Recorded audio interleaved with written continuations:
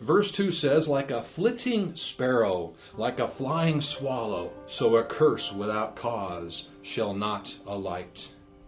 Verse 2 warns how the fool can cause the unprovoked curse to miss its intended target. I try to stay away from telling stories in my sermons unless it's something that I personally witnessed or personally experienced, but I'm going to go ahead and tell a story, so forgive me for that. This one, I believe, is really so great.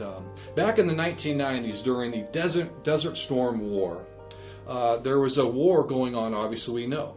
There was a United States Marine Corps commanding officer that commanded his unit to bomb the enemies down below, according to his own GPS coordinates.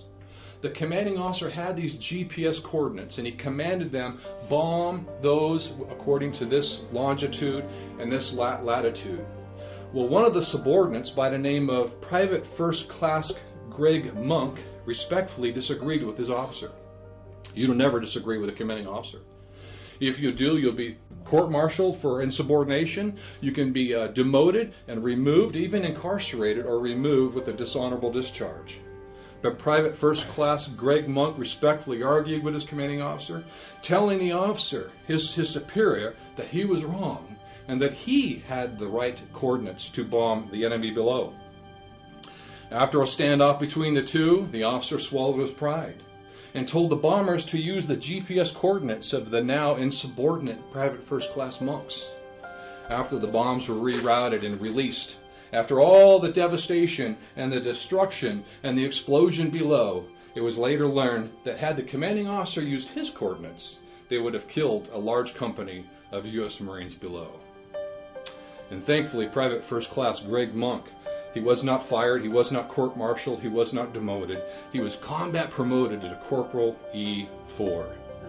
Greg Monk is now the executive pastor under the well-known pastor J.P. Jones at Crossline Community Church in Laguna Beach. I attended a leadership conference under his teaching, J.P. Jones, 2 years ago. The moral of this story is take heed to verse 2. God's wisdom always surpasses worldly knowledge. It always surpasses our position, our rank, our secular education, or even a Christian education, as well as our popularity. If you're in God's will, if you're in Christ and in His will, no curse can hit you as the intended target.